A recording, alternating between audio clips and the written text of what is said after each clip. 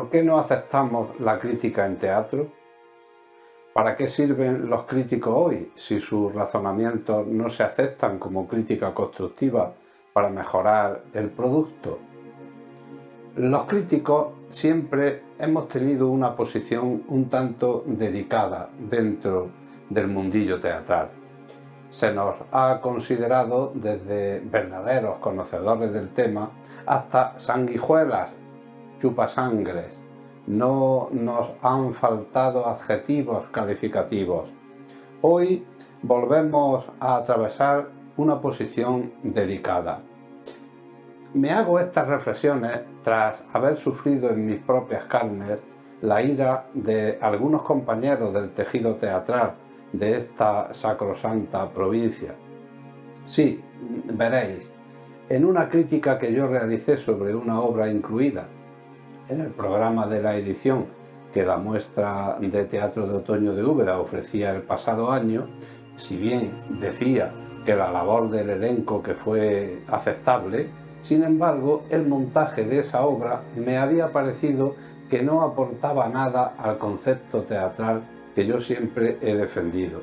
Sufrí por ello la furia desatada de algunos integrantes de esa puesta en escena, que, entre otras cosas, me decían lo siguiente: que poco podía yo opinar sobre la obra cuando no me había quedado a ver la función íntegra y que no conocía ni las intenciones ni el proceso de montaje.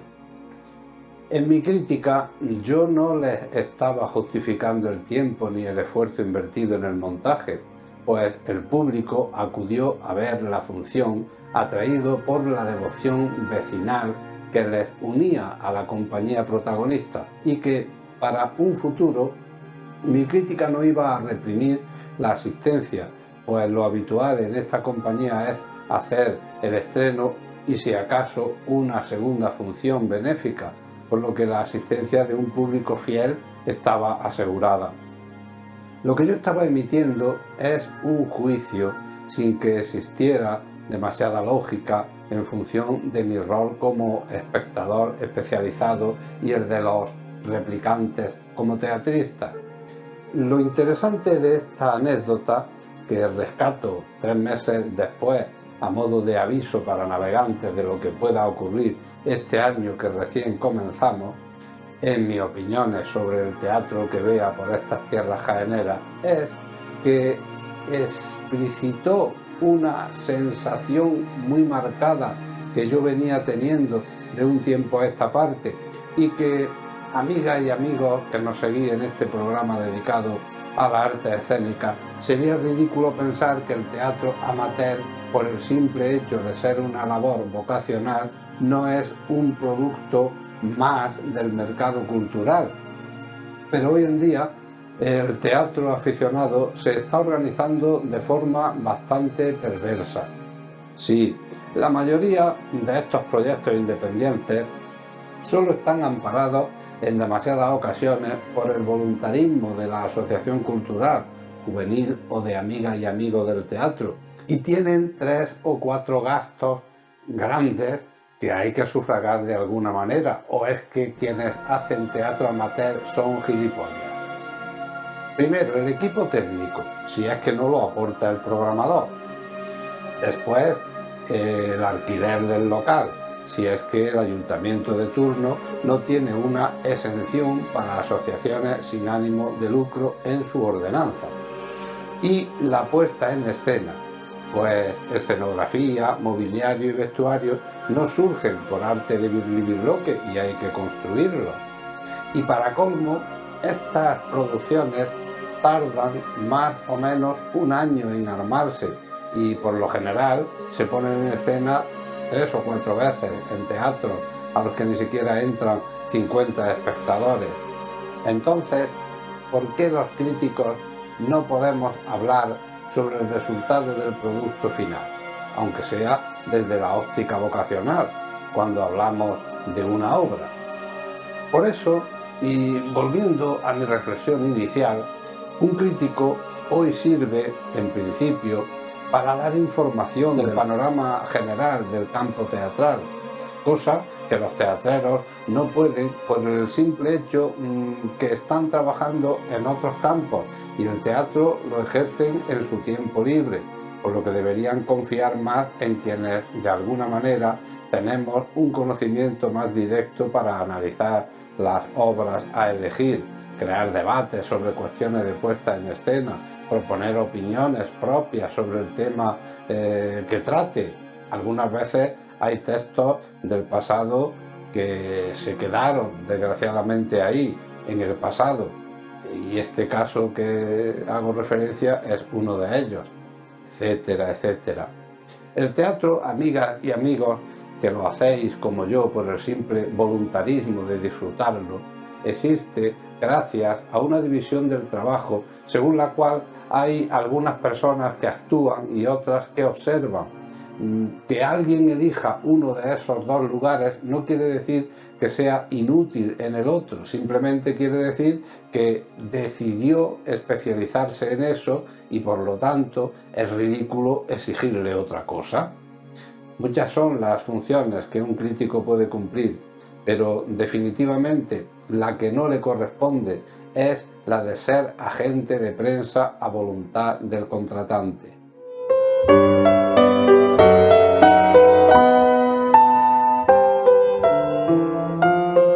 Hola, ¿qué tal, amantes de Thalía? Os doy la bienvenida a una nueva entrega de Teatrerías, la particular visión del teatro en 9 La Loma Televisión.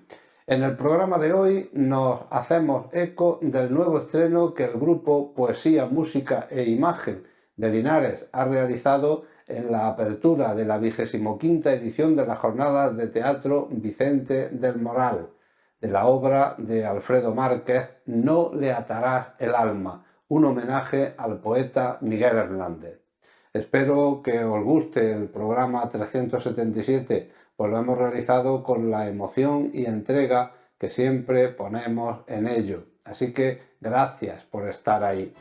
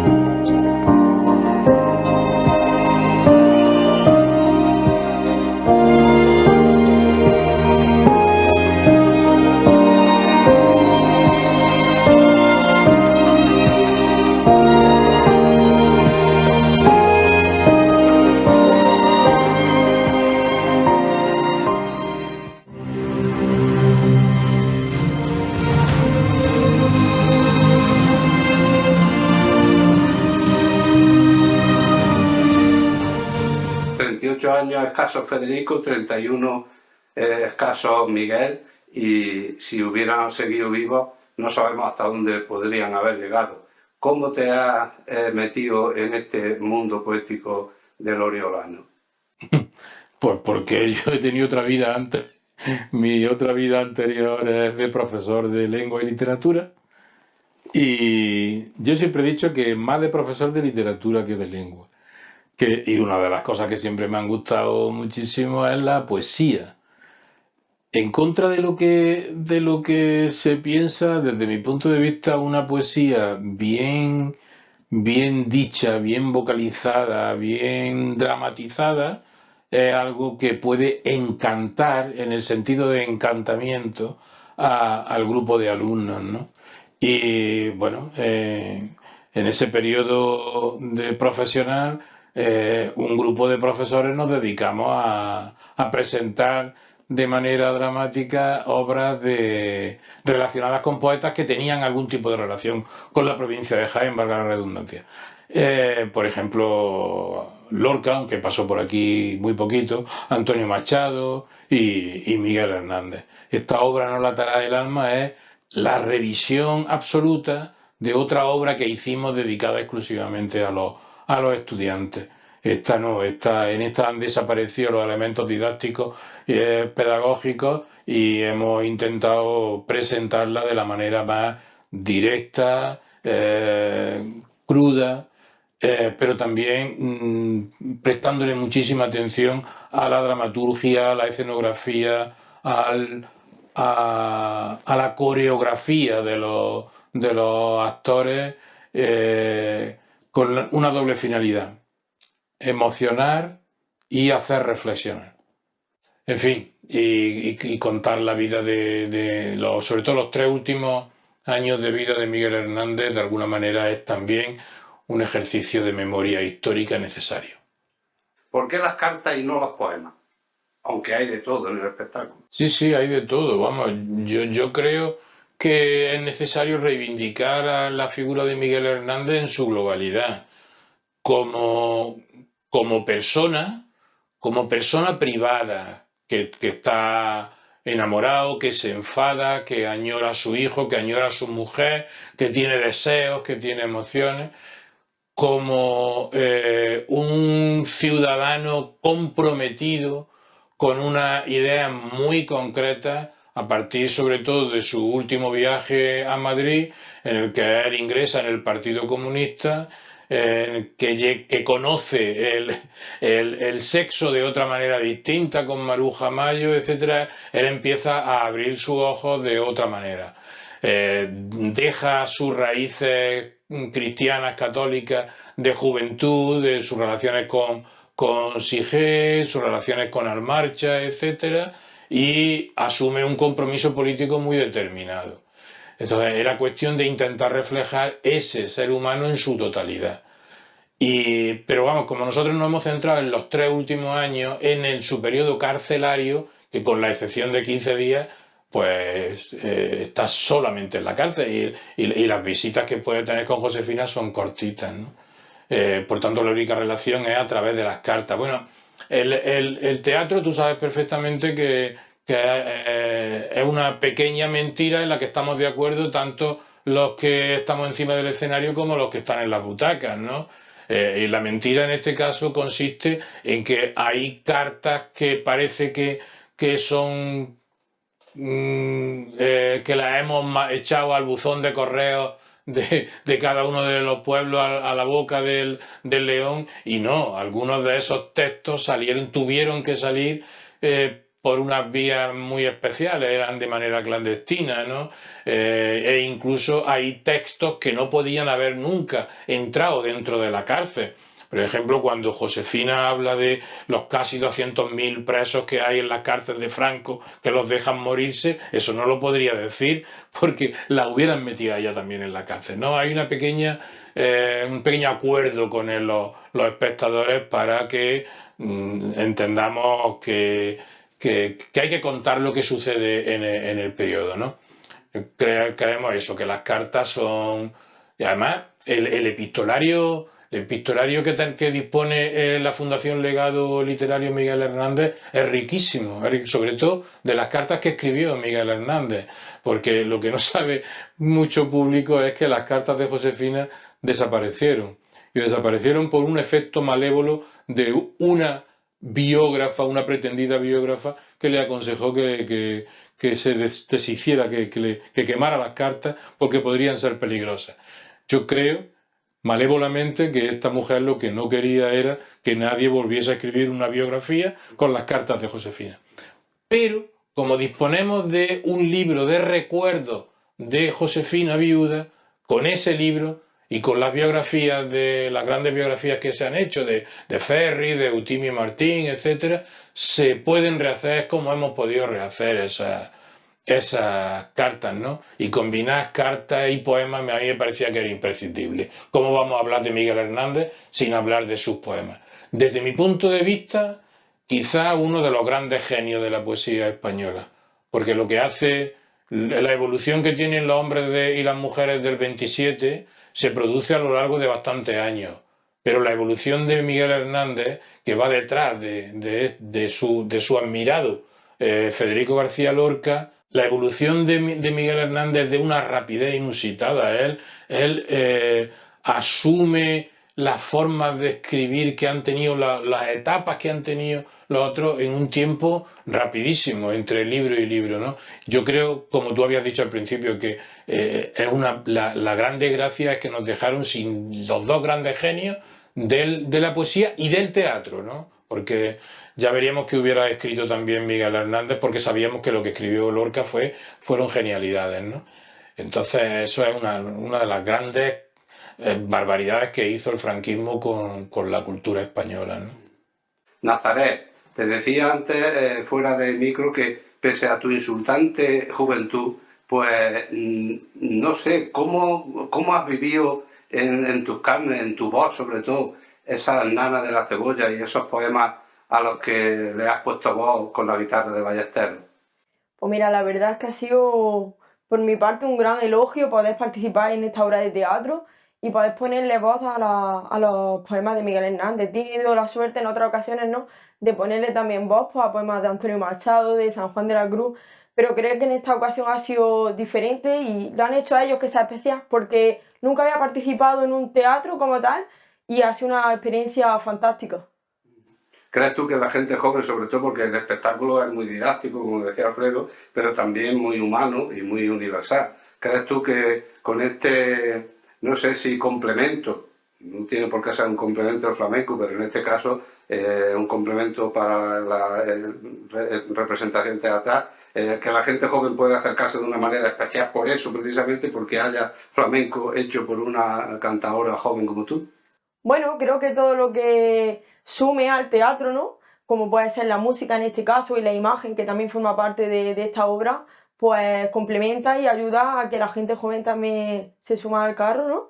Y creo que es imprescindible que el teatro también evolucione y que en este caso el flamenco, que yo lo defiendo siempre, pues forme parte de él. ¿Cómo te sentiste sobre el escenario? Pues muy bien, la verdad que me sentí estupendamente, estaba acompañada de los mejores.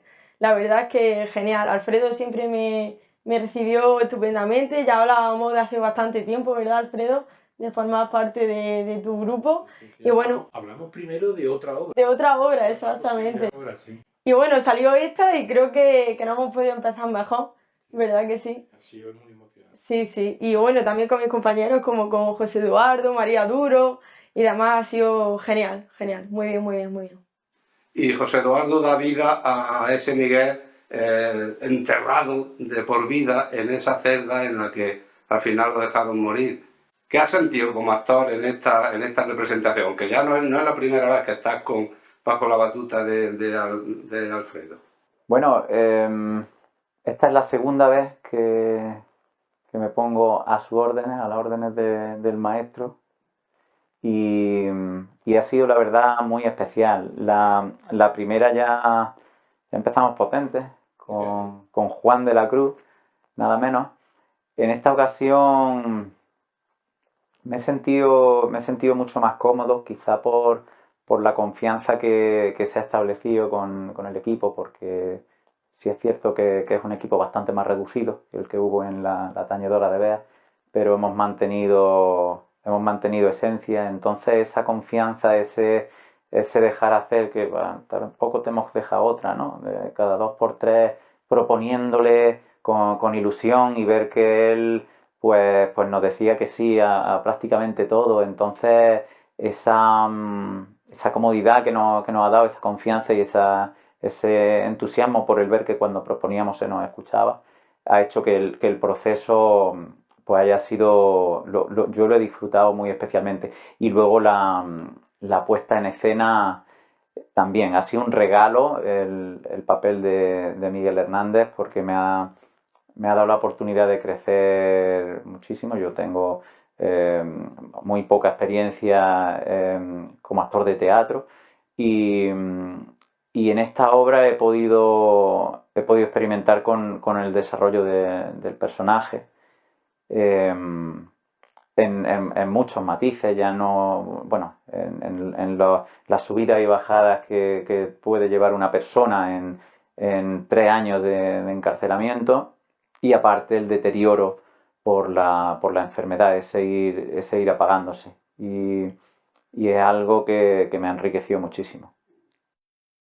¿Qué necesidad hay de recordar a Juan de la Cruz, a Miguel Hernández o posiblemente a Machado, si en alguna ocasión os atrevéis?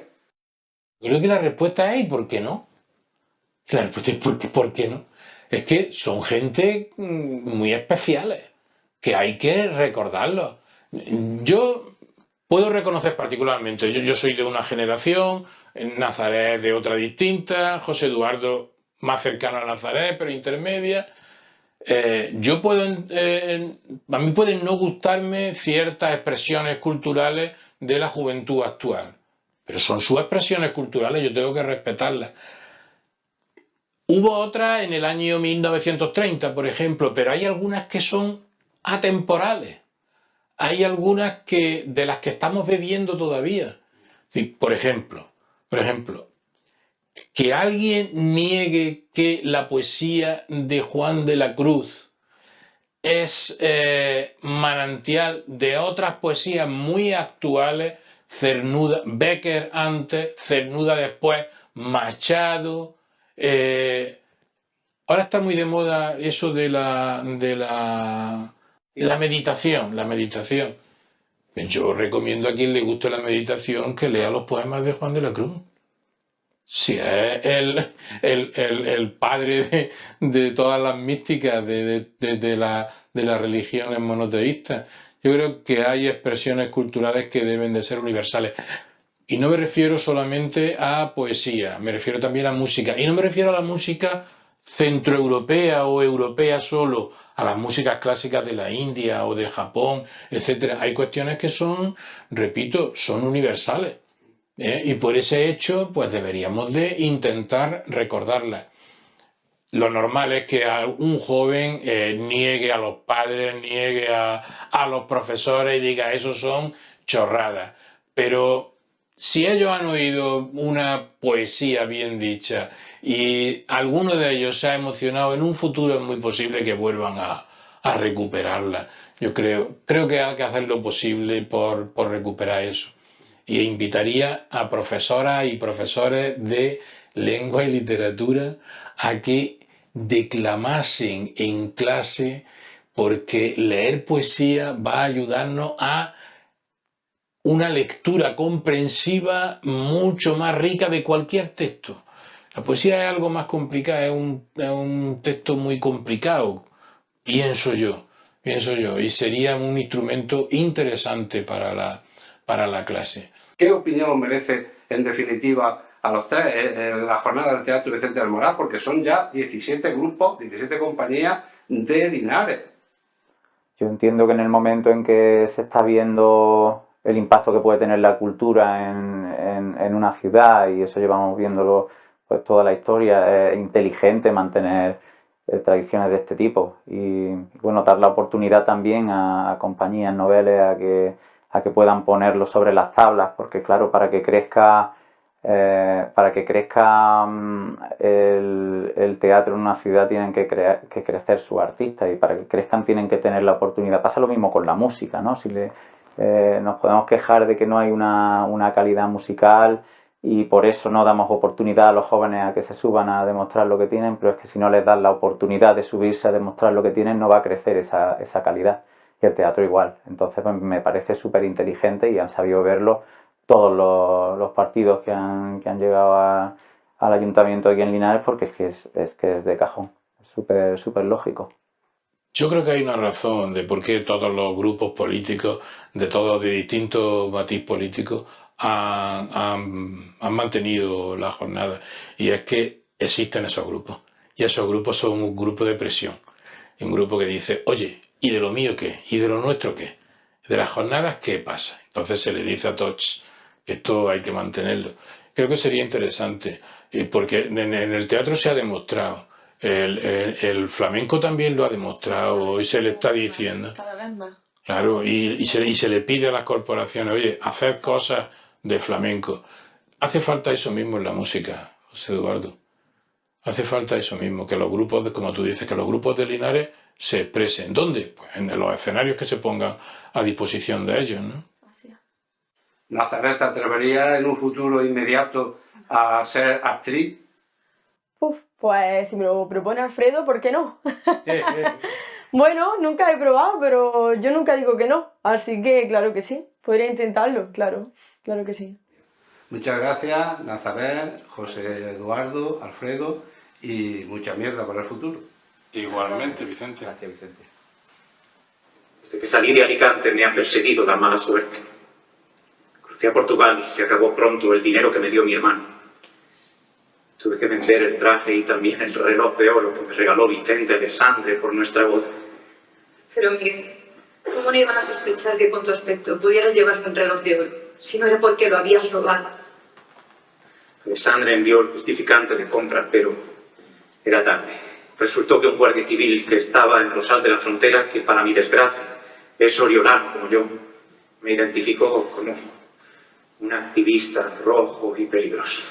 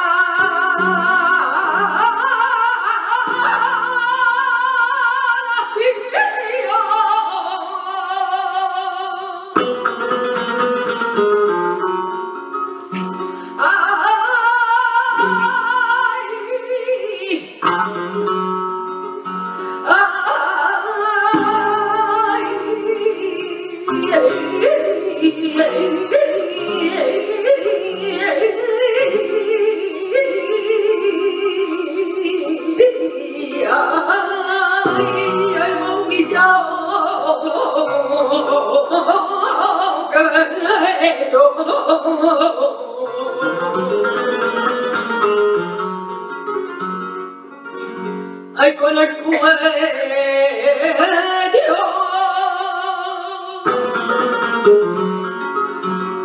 Ay,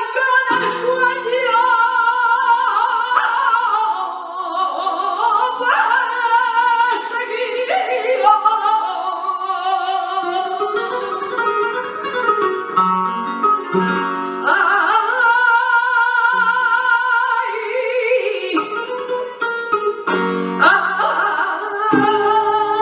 Perseguido. Ay, por el chupo, para el cuello.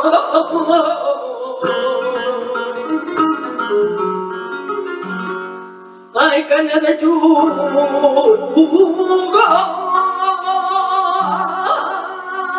nacido.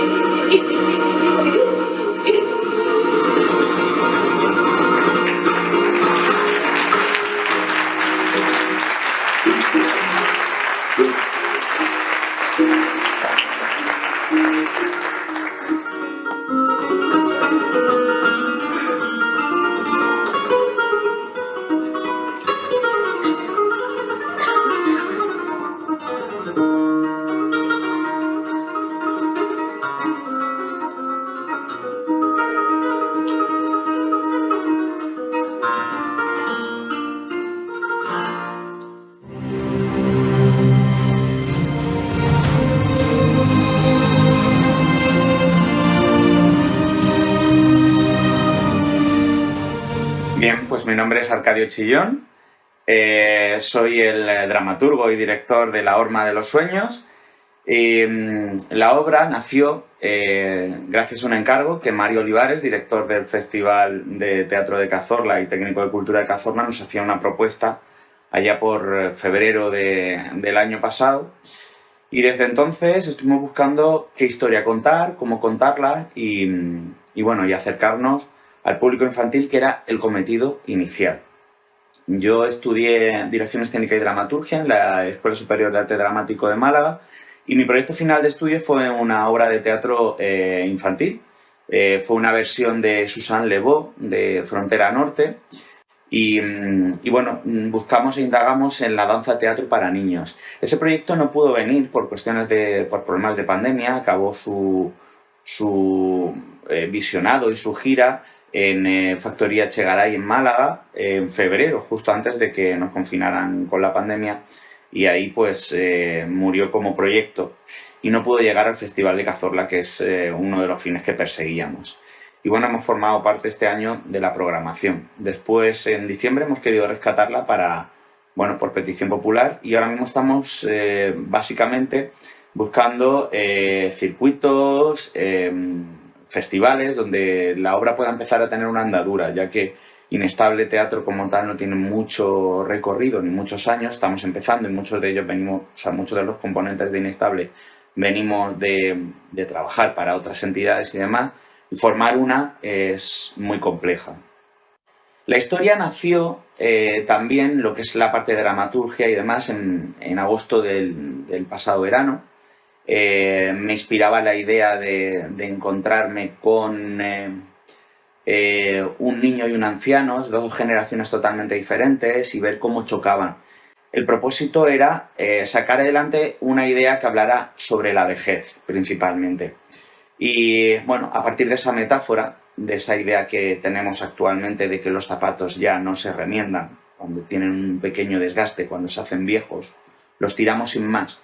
A través de esa metáfora queríamos hablar de cómo la vejez nos está afectando también a las personas, ¿no? Como esa especie de metáfora.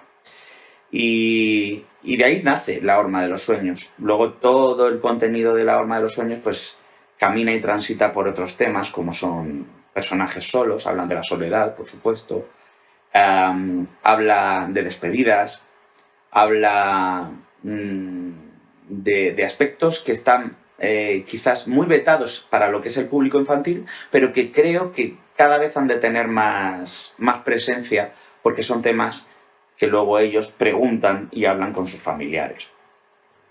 Ahora llega un momento complicado de la compañía, que es la parte de la venta.